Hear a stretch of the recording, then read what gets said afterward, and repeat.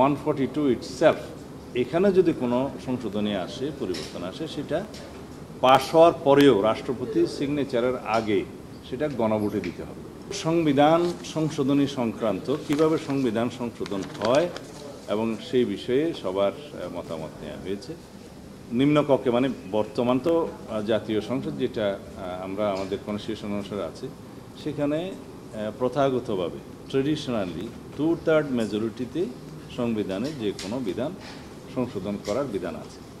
এখানে একটা বিধান আছে যে আর্টিকেল 142 অনুসারে সংবিধান কিভাবে সংশোধিত হবে সেটা ওখানে বলা আছে।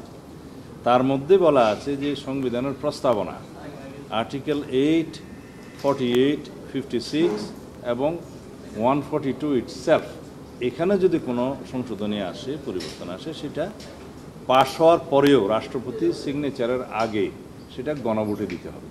সেই গণভোটের বিধানটা এই জন্যে রাখা হয়, এই যে যেমন প্রস্তাবনা সংবিধানের একটা মৌলিক বিষয়, এবং আর্টিকেল 8 হচ্ছে সে রাষ্ট্র পরিচালনার মূলনীতি, আর্টিকেল 48 হচ্ছে এটা রাষ্ট্রপতি সংক্রান্ত, 56 প্রধানমন্ত্রী সংক্রান্ত সংসদীয় ব্যবস্থা থাকবে কি থাকবে না এই সংক্রান্ত, এবং 142 হচ্ছে যেভাবে সংবিধান সংশোধিত হয় সেই বিধান সংক্রান্ত।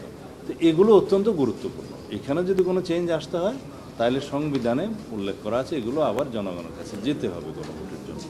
এখানে আমি প্রস্তাব করেছি আমরা যেহেতু আরও শক্তিশালী অবস্থা করতে চাই যাতে ভবিষ্যতে যে কেউ তত্ত্বাবধায়ক সরকারে যেন হাত না দিতে পারে।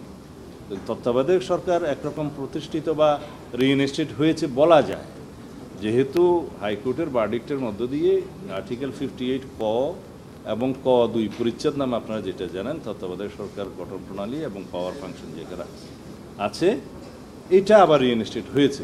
তবে সেটা আরও আপিল হবে, এবং যেহেতু 13 অ্যামেন্ডমেন্ট চ্যালেঞ্জ হয়েছিল, জাস্টিস খায়রুল হক সাহেব এটাকে অ্যাবলিশ করে দিয়েছিল, সেটা আবার এখন রিভিউতে আছে। তা আমরা ধরে নিচ্ছি এটা জনগণের পক্ষে রায় হবে।